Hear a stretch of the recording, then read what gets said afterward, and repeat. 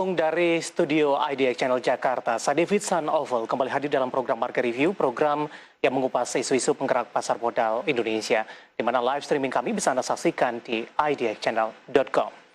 Ya, pemirsa, Kementerian Keuangan kembali menyayangkan lemahnya belanja pemerintah daerah yang membuat alokasi dana belanja masih mengendap di perbankan. Terdapat beberapa faktor yang menyebabkan dana-dana tersebut tidak terpakai, di antaranya kurang siapnya pemerintah daerah dalam merealisasikan anggaran tersebut. Menteri Keuangan Sri Mulyani Indrawati mengatakan penerimaan asli daerah turun selama tahun lalu. Namun, pemerintah daerah masih memiliki transfer ke daerah serta dana desa yang cukup besar dan seharusnya masih mampu menjaga tingkat belanjanya.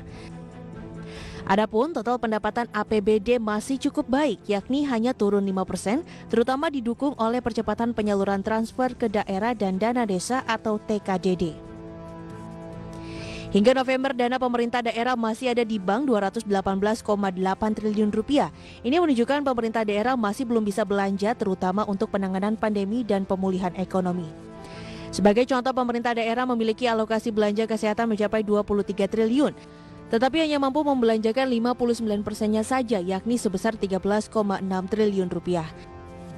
Sementara itu, Sekjen Forum Indonesia untuk Transparansi Anggaran atau FITRA, Misbahul Hasan, mengatakan terdapat beberapa faktor yang menyebabkan dana-dana itu tidak terpakai. Di antaranya adalah ada kegagapan dalam merealisasikan anggaran pada tahun ini.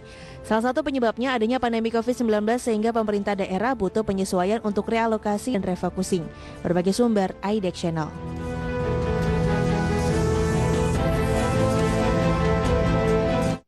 Ya, pemirsa, di Market Review kali ini kita akan membahas topik yang menarik, evaluasi serapan anggaran daerah 2020 yang dinilai masih rendah dan apa yang menjadi penyebabnya. Kemudian juga nanti kita akan bahas lebih detail apakah kondisi ini sudah terjadi dalam beberapa tahun terakhir dan kemudian juga bagaimana tanggapan dari pemerintah, apakah ada sanksi dalam hal ini. Saat ini kami sudah terhubung melalui via Zoom bersama dengan Bapak Bima Yudhistira yang merupakan Ekonom Indef. Kita akan langsung sapa saja. Pak Bima, selamat pagi. Apa kabar, Pak? Selamat pagi, pagi Pak David. Terima kasih Pak Bima sudah meluangkan waktu di IDX Channel. Pak Bima, topik kita menarik, evaluasi serapan anggaran daerah di 2020. Dari informasi yang sudah kita sampaikan tadi, ini masih cukup rendah meskipun dalam masa pandemi.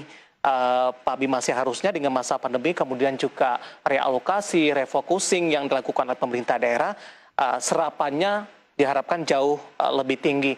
Sebelum kita membahas lebih detail, Pak Bima, apakah memang kondisi ini merupakan salah satu masalah klasik yang sudah terjadi, Pak, dalam beberapa tahun terakhir?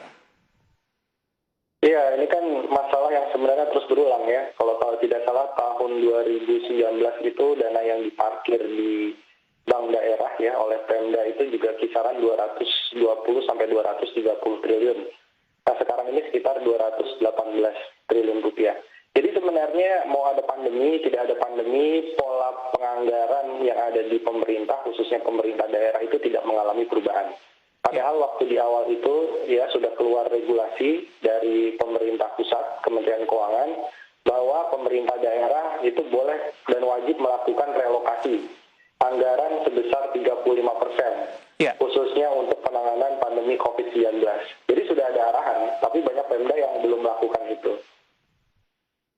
Apakah dalam hal ini komitmen dari pemerintah daerah dalam penanggulangan COVID-19 ini perlu dipertanyakan, Pak Bima? Ya, jelas ya, perlu dipertanyakan karena sudah diberikan kewenangan untuk melakukan relokasi pada waktu awal masa pandemi, tapi ternyata tidak optimal, justru malah diparkir di perbankan.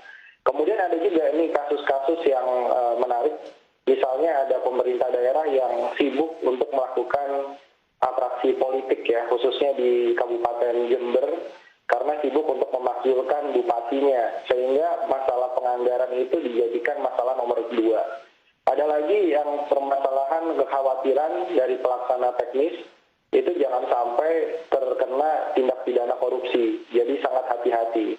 Ada juga yang menurut saya ya, yang sebenarnya tidak perlu terjadi. Jadi banyak ASN di daerah yang memanfaatkan masa pandemi itu, maksudnya adalah bekerja di rumah tetap produktif, tapi tapi justru koordinasi tidak optimal karena adanya work from home, sehingga banyak anggaran-anggaran yang tidak berjalan semestinya. Dan yang terakhir, ini ketidakmampuan dari pemerintah daerah, khususnya pelaksana, untuk melakukan tekanan terhadap pihak-pihak swasta yang sebenarnya sudah misalkan memenangkan tender secara berkala, sudah memenangkan proyek yang sifatnya multi-years atau bertahun misalkan begitu, tapi tidak dilaksanakan dengan alasan pandemi. Padahal kita tahu sektor konstruksi salah satu sektor yang mendapatkan pengecualian, tetap boleh bekerja, tapi dengan protokol kesehatan. Jadi artinya banyak proyek yang harusnya sudah dicairkan tanpa ada gangguan dari pandemi, tapi ini dengan alasan pandemi dijadikan alasan untuk menunda pelaksanaan proyek. Itu beberapa kasus yang ada di daerah-daerah. Baik, dalam hal ini bisa disimpulkan ada beberapa kondisi yang menyebabkan hal ini terjadi. Di antaranya adalah politik yang sudah Anda sebutkan tadi, kemudian juga dari sisi teknis begitu. Ini kalau kita bandingkan dengan tahun-tahun sebelumnya, apakah kondisi ini tidak ada perbaikan, Pak Bima? Ya, perbaikan ini kan letaknya ada dua sisi. Yang pertama dari sisi pemerintah pusat, dia sudah menyerahkan dana transfer daerah dan dana desa kepada Pemda. Itu juga harusnya ada pengawasan yang lebih serius, pendampingan juga di awal. Mana Pemda-Pemda yang memacetkan anggaran atau sengaja menunda pencairan anggaran, menunda misalkan melakukan pengajuan DIPA, daftar isian anggarannya, ini kan bisa dilacak bahkan jauh sebelum pandemi. Karena biasanya daerah yang itu-itu saja sebenarnya. Nah, di tengah situasi pandemi, ini tapi juga ada pemerintah daerah di sisi yang lain, pemerintah daerah yang entah karena kebingungan atau sengaja, atau tadi ada masalah yang sebenarnya sepele, tapi masalahnya menjadi krusial. Misalnya ada pilkada serentak. Kalau calon incumbent atau kepala daerah yang sedang berkuasa itu merasa akan kalah pada waktu pilkada, dia akan lakukan banyak hal untuk menunda serapan anggaran. Sehingga ini akan menjadi beban bagi kepala daerah yang akan terpilih berikutnya. Bisa jadi ada kasus-kasus seperti itu. Ya, artinya kan dari dua sisi, bagaimana pengawasan di level pemerintah pusat, sanksinya juga harus tegas, Pak David, karena sejauh ini sanksi yang diberikan untuk kepala daerah yang sengaja menunda anggaran itu dinilai terlalu ringan. Kemudian dari sisi pemerintah daerah juga mungkin tidak mendapatkan tekanan dari publik. Itu salah satu masalah yang ada. Baik, kemudian dari beberapa aspek tadi, ada politik, teknis, kemudian juga dari posisi hukum, sanksi yang sudah Anda sebutkan tadi, ini perlu dievaluasi, biar kondisi ini tidak berulang untuk beberapa waktu ke depannya. Kalau kita fokus kepada dari sisi teknis, kemampuan dari sumber daya manusia dalam mengelola anggaran di pemerintah daerah seperti apa, Pak Bima? Ya, ini masalahnya di setiap pemerintah daerah tidak sama ya, kualitas atau kualifikasi dari SDM untuk mengelola anggaran. Begitu juga untuk pelaksana-pelaksana teknis anggarannya. Terkadang di bagian keuangan, di bagian administrasi, itu sudah patuh terhadap patuhan, komunikasi dan koordinasi dengan pemerintah pusat ya, dalam hal ini adalah Kementerian Keuangan sudah bagus, tapi ada saja misalkan di masalah teknisnya, ini yang kemudian SDM-nya lambat untuk melakukan eksekusi misalkan pengadaan barang dan jasa, eksekusi misalkan untuk menekan mitra yang kemudian sudah mendapatkan alokasi anggaran tapi proyeknya misalkan terlambat untuk dilakukan. Nah, hal-hal seperti ini akhirnya kita melihat pemerintah daerah itu kan satu tim. Artinya SDM-nya harusnya bisa saling mengisi, yang mana yang bagus, mana yang masih kurang, itu yang kemudian setiap tahun harus dibenahi. Tapi ada juga pemerintah daerah yang kemudian gemuk birokrasinya, tapi tingkat eksekusinya itu lemah.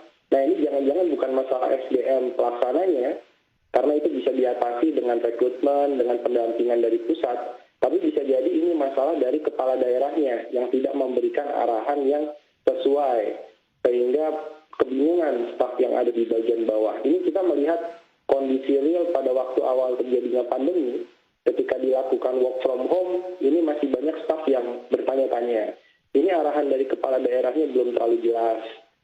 Mana yang harus direalokasi dan segala macam ini terhambat karena tidak terbiasa meeting secara online. Jadi ada hal-hal yang klasik seperti ini, dua sisi sumbernya, SDM kualitasnya tidak merata, dan juga kepala daerah yang memang sense of crisis, sense of urgency-nya beberapa memang sangat rendah. Baik, Pak Bima, menarik, kita akan jeda terlebih dahulu, nanti kita akan lanjutkan kembali. Nanti kita akan coba fokus, Pak Bima. Ini terkait dengan realokasi dan refocusing anggaran untuk penanganan COVID-19 besarannya, tadi juga Anda sebutkan sebesar 35%. Kalau ini berjalan dengan lancar, tanpa mengerjakan apa-apa, seharusnya 35% ini sudah terserap. Kemudian ditambah dengan beberapa realisasi anggaran yang sudah berjalan di 2020. Nanti kita akan lanjutkan, Pak Bima, kita akan jeda terlebih dahulu dan pemirsa bersama kami, Warga Review akan segera kembali sesaat lagi.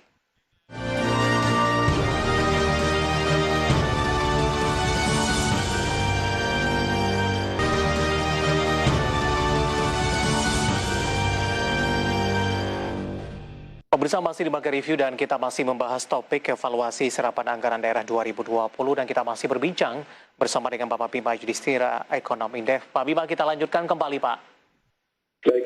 Ya, Pak Bima, tadi juga sudah disampaikan, Pak Bima, di mana pemerintah ini sudah menginstruksikan kepada pemerintah daerah melakukan realokasi, kemudian juga refocusing anggaran untuk penanganan COVID-19, besarannya harus disisihkan dari anggaran pendapatan dan belanja daerah, ini sebanyak 35% begitu. Kemudian ditambah dengan anggaran-anggaran lainnya atau realisasi anggaran lainnya yang sudah dilaksanakan di sepanjang 2020. Artinya 35% ini sudah ada angka pasti, Pak Bima. Apakah ini sesuatu hal yang di luar kewajaran begitu? Bisa dikatakan ini suatu hal yang bisa dikatakan dalam istilah saat ini kebangetan, Pak Bima, ketika realisasi anggaran di pemerintah daerah ini masih cukup rendah. Iya, ini kan artinya di awal diberikan 35% ya dari total APBD untuk dilakukan relokasi anggaran ke pos penanganan COVID-19. Artinya ini pemerintah pusat sudah memberikan semacam diskresi karena ini situasi bencana nasional. Itu yang harusnya dipahami oleh pemerintah daerah. Tapi yang terjadi pemerintah daerah entah karena sense of urgency-nya rendah atau karena tadi ketidakmampuan dari pelaksana teknis dan kepala daerah melakukan eksekusi dengan cepat relokasi anggaran, ini yang berakibat pada serapannya rendah dan cenderung diparkir di bank-bank daerah. Nah ini jadi adanya kondisi bencana nasional sepertinya kalau tercermin dari anggaran pemerintah daerah, ini yang belum dilihat ya, bahwa ini ada situasi bencana nasional. Kemudian yang berikutnya, Mas David, jadi kalau kita melihat kekhawatiran, kalau ditanya dari sisi pemerintah daerah, banyak yang merasa khawatir kenapa anggaran serapannya rendah. Ini sebagai strategi pemerintah daerah mengantisipasi penurunan dari pendapatan asli daerah. Ada juga kasus di mana pemerintah daerah mengalami penurunan tajam dari pajak hotel restoran, kemudian penerimaan parkir misalnya, dan pungutan-pungutan daerah lainnya. Mereka cara mengkompensasinya adalah menahan belanja. Sehingga daerah itu tidak mengalami kekurangan uang, misalkan seperti itu. Walaupun ini tidak dibenarkan, karena pemerintah pusat kan terus juga memberikan dana transfer dalam stimulus pen kepada pemerintah daerah juga. Dan apakah stimulus pen ini juga serapannya sampai sejauh ini juga cukup rendah dan termasuk juga bantuan kepada UMKM, Pak Bima? Oh iya. Kita dari awal sudah melihat sejak bulan Oktober itu, stimulus pen secara nasional itu serapannya hanya kisaran 30-40%. Jadi akan sangat sulit sampai Desember 2020 kemarin bisa terserap 100%. Dan memang betul, akhirnya kan serapannya kisaran 80%. Dari 695 triliun.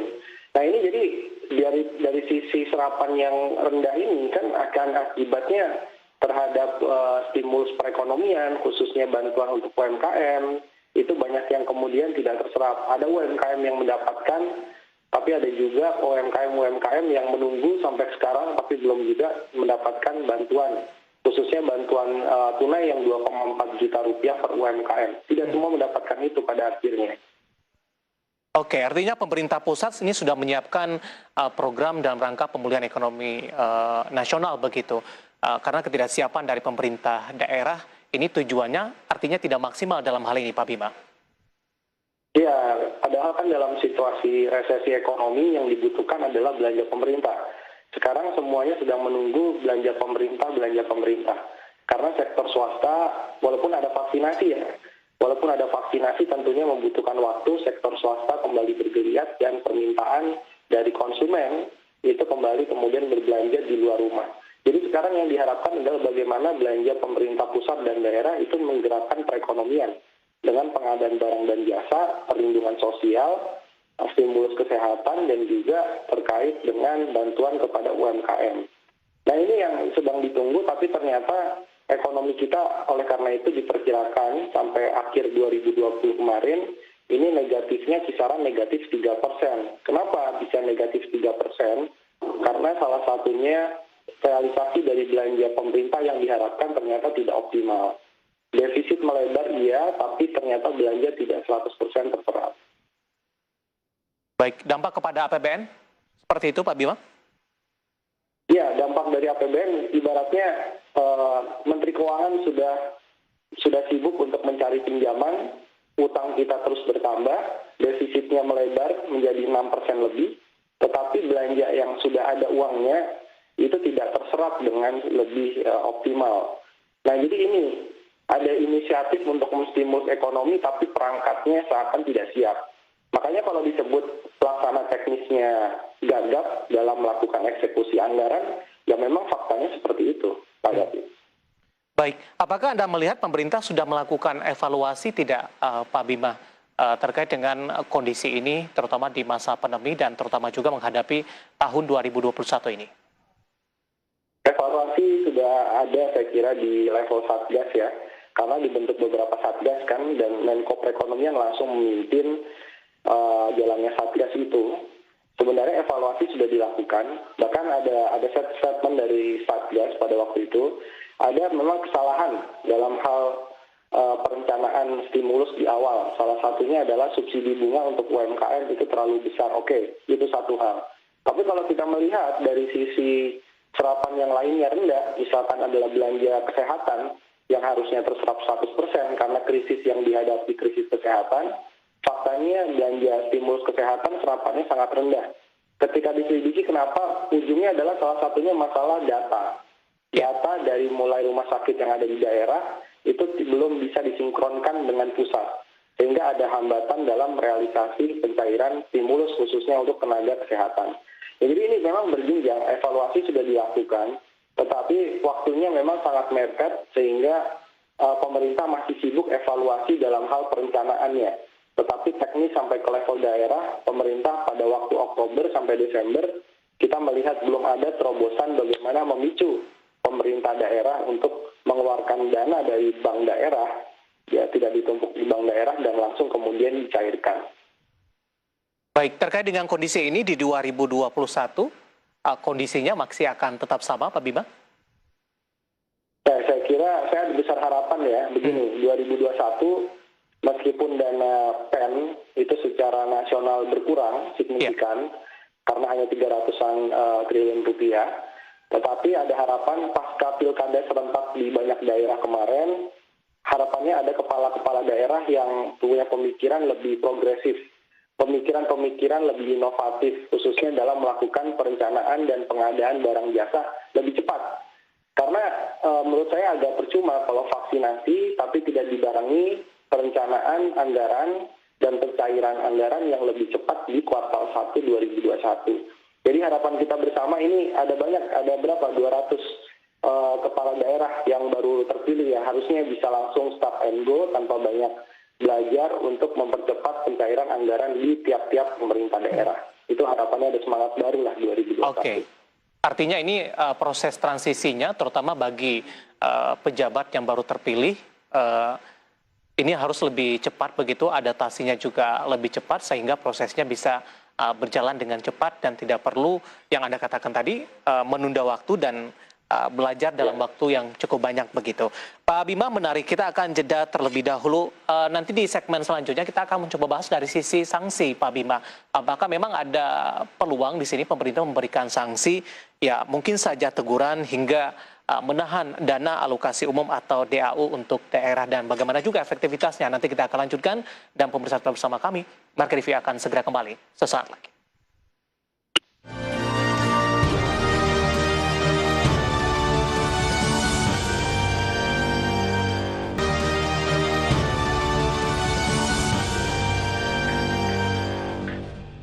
Pemirsa, terima kasih untuk Anda yang masih bergabung bersama kami di Market Review. Dan sebelum kita lanjutkan perbincangan, tim redaksi kami sudah merangkum beberapa informasi grafis yang mungkin saja bisa menjadi salah satu referensi untuk Anda. Langsung saja kita ke grafis yang pertama, alokasi dan belanja anggaran pemerintah daerah saat pandemi tahun 2020 dalam satuan triliun rupiah. Dari alokasi kemudian juga kita lihat dari sisi realisasinya. Pertama dari sektor kesehatan, pemirsa, alokasinya 23 triliun rupiah, sementara realisasinya hanya mencapai 13,6 triliun rupiah. Kemudian dari sisi jaring pengaman sosial, alokasinya mencapai 22,1 triliun rupiah, sementara realisasinya hanya mencapai 14,7 triliun rupiah. Kita akan coba lihat juga dari sektor lainnya, bantuan untuk UMKM. Ini dari alokasi mencapai 6,74 triliun rupiah, realisasinya hanya mencapai di 2,9 triliun rupiah. Dari grafis yang dapat Anda saksikan juga di layar televisi Anda, terlihat alokasi dan realisasinya ini masih mengalami perbedaan yang cukup jauh. Kita beralih ke grafis selanjutnya, kita akan coba lihat rincian dana penanganan COVID-19 dan PEN di 2020 oleh pemerintah pusat hingga 25 November 2020. Dari klaster kesehatan, ini mencapai 97,9. Kemudian untuk kita akan coba lihat juga untuk klaster perlindungan sosial. Ini dari sisi pagu jumlahnya juga cukup besar, 233,69 triliun rupiah. Sementara realisasi lembaga dan juga Pemda ini dari pagu triliun rupiah. Dana penanganan COVID-19 dan PEN di 2020 oleh pemerintah pusat. Kita akan coba lihat dari klaster dukungan UMKM, klaster insentif usaha, dan juga pembiayaan korporasi. Untuk klaster dukungan UMKM dari sisi pagu, ini 115,82 triliun rupiah. Kemudian dari realisasi di 98,76 triliun rupiah. Kemudian dari klaster insentif usaha di 120,6 triliun, realisasinya hanya di 46,4. Sementara pembiayaan korporasi, ini dari sisi realisasinya sangat rendah jika dibandingkan dengan realisasi beberapa sektor lainnya, di mana pembiayaan korporasi ini mencapai 61,2 dari sisi pagu dalam triliun rupiah, sementara realisasi hanya 2 triliun rupiah. Kemudian kita beralih ke grafis selanjutnya, kita akan coba lihat ini proyeksi alokasi dana PEN di 2021. Dapat Anda saksikan juga di layar televisi Anda, pemirsa, di mana sektoral, kementerian, lembaga, dan Pemda paling tinggi di 184,2 triliun rupiah. Kemudian juga ada perlindungan sosial, dukungan UMKM, kesehatan, dan juga insentif usaha. Dapat Anda saksikan juga di layar televisi Anda. Nah, kita beralih ke grafis selanjutnya. Tim redaksi kami sudah merangkum ini penyebab dana Pemda dan APBD tidak terserap maksimal. Ini sumber dari Sekjen Forum Indonesia untuk Transparansi Anggaran, Fitra Misbahul Hasan ini. Tadi pun juga sudah kita bahas juga, ada kegagapan, ada ketidaksiapan dalam merealisasikan anggaran pada tahun ini. Kemudian dana mengendap pada tahun sebelumnya juga cukup tinggi. Kemudian birokrasi belum bisa beradaptasi dengan kondisi saat ini. Ya, itu tadi beberapa informasi grafis yang berhasil dihimpun oleh tim redaksi kami. Kita lanjutkan kembali perbincangan bersama dengan Bapak Bima Yudhistira yang merupakan ekonom indef. Pak Bima masih bergabung bersama kami, Pak. Ya, Pak Bima, dari beberapa informasi grafis yang sudah disampaikan tadi, yang cukup menarik adalah untuk bantuan kepada korporasi, Pak Bima. Pembiayaan korporasi dalam hal ini. Ini anggaran tadi di pagunya 61,2 triliun, tapi realisasinya hanya 2 triliun rupiah. Bagaimana Anda melihat ketimpangan yang terjadi? Ya, untuk bantuan untuk korporasi ya. Jadi terkait dengan bantuan untuk korporasi ini, permasalahannya ini terletak dari apakah pemerintah pusat, khususnya Kementerian Keuangan, dalam memberikan insentif fiskal itu jemput bola atau tidak sifatnya. Karena yang terjadi adalah banyak stimulus-stimulus ya berupa penurunan PPh, kemudian juga relaksasi untuk pajak impor misalnya. Tapi ini tidak kemudian sifatnya jemput bola, jadi sifatnya adalah pelaku usaha mengajukan diri. Nah, kemudian yang kedua, yang menarik lagi adalah pemerintah melalui Undang-Undang Nomor 2 Tahun 2020 itu memberikan penurunan tarif PPh badan bagi pelaku usaha. Yang menjadi pertanyaan adalah penurunan tarif PPh badan ketika kondisi dunia usaha sedang merugi, dia mau bayar pajak apanya? Jadi disinilah yang kemudian ada mismatch antara stimulus khususnya fiskal dengan kebutuhan dari dunia usaha. Padahal dunia usaha misalkan membutuhkan bantuan lainnya, misalkan diskon tarif listrik, atau membutuhkan misalkan pajak-pajak di luar dari pajak PPh. Nah ini yang mungkin agak terlambat pada waktu itu sehingga pencairannya relatif lambat. Baik, dari sisi kontribusi, Pak Bima, ketika pembiayaan korporasi ini berjalan dengan maksimal, kalau kita kaitkan dengan program pemulihan ekonomi nasional. Ya, saya kira ini sangat berkorelasi ya. Bagaimanapun juga kan pembiayaan korporasi ini nanti berkorelasi dengan penciptaan lapangan kerja. Kalau misalkan pembiayaan korporasi pencairannya relatif lambat, ini otomatis juga akan menunda penyerapan tenaga kerja. Atau paling tidak korporasi-korporasi yang sebelumnya melakukan PHK atau melakukan pegawai dirumahkan tanpa kemudian digaji, jumlahnya pun banyak, ini akan butuh waktu lebih lama untuk kemudian lebih menyerap lagi gitu ya tenaga kerja yang sudah terlanjur dirumahkan ataupun di PHK. Yang berikutnya lagi adalah berdampak juga ini nantinya kalau pembiayaan terhadap korporasi ini tertunda, padahal korporasi membutuhkan pinjaman baru untuk misalnya melakukan pembayaran restrukturisasi pinjaman misalkan kepada perbankan, nanti implikasinya adalah pada sisi krediturnya, entah perbankan ataupun kepada lembaga keuangan lainnya, maka akan terjadi kenaikan NPL atau bahkan korporasinya bisa dinyatakan gagal bayar. Nah ini akan berdampak pada trust issue terhadap stabilitas makroekonomi secara nasional juga. Baik, apakah ini termasuk kepada pembiayaan korporasi di daerah kalau kita kaitkan dengan topik kita kali ini? Ya, ini juga akan berkaitan ya terhadap pembiayaan yang ada di daerah. Karena kita tahu juga banyak sekali korporasi-korporasi yang punya operasional yang ada di daerah, termasuk juga bagaimana BUMD ini membutuhkan juga suntikan bantuan dalam bentuk pembiayaan dari pemerintah pusat yang bersumber dari APBN khususnya. Jadi kalau ini pencairannya rendah, ya tidak menutup kemungkinan di daerah juga akan terjadi gangguan terhadap stabilitas perekonomian. Baik, terakhir Pak Bima, singkat saja mengenai sanksi Pak, apakah ini memang harus atau perlu diterapkan mengingat kondisi ini sudah berlangsung dalam beberapa tahun terakhir Pak Bima? Ya, sebelumnya ada beberapa aturan ya terkait dengan misalkan sanksi yang diberikan bagi pemerintah daerah yang terlambat melakukan refocusing atau realokasi anggaran sesuai dari peraturan pemerintah pusat. Jadi ada daerah yang kemudian masih lambat melakukan pelaporan, itu dana alokasi umumnya ditunda. Jadi ada penundaan DAU. Yang ini akan merugikan pemerintah daerah sendiri juga.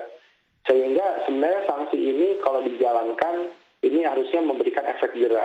Tapi harusnya ada sanksi lagi yang ditambahkan ketika Pemda tetap saja misalkan memandang, oh ya sudahlah kalau pemerintah pusat maunya mengancam lewat penundaan transfer dana alokasi umum, DAU, maka pemerintah daerah juga akan bersikap biasa saja. Nah ini harusnya ada masuk dalam tahap sanksi berikutnya. Berupa misalkan ya gaji 3 bulan ataupun insentif tunjangan semacam 3 bulan itu ditunda bagi kepala daerah. Jadi kepala daerah tidak digaji 3 bulan apabila terlambat menyampaikan laporan. Itu yang kelihatannya belum ada. Baik. Sehingga ada efek jera langsung kepada kepala daerah atau pelaksana teknis di daerah yang bersangkutan. Itu yang kita masih belum punya. Baik, Pak Bima, terima kasih sudah bergabung bersama kami di Market Review IDX Channel dan semoga kita bahas bisa menjadi referensi terutama bagi pemirsa IDX Channel. Terima kasih Pak Bima, sehat selalu Pak. Baik, sama-sama. Baik, terima kasih ada Bapak Bima Yudhistira, Ekonom Indef, dan tadi kita membahas evaluasi serapan anggaran daerah di 2020. Kita akan jeda kembali dan tetap di tempat Anda karena setelah ini Market Review akan segera kembali dengan kita nanti akan membahas topik yang berbeda dari sektor pertambangan batubara. Kami akan segera kembali sesaat lagi.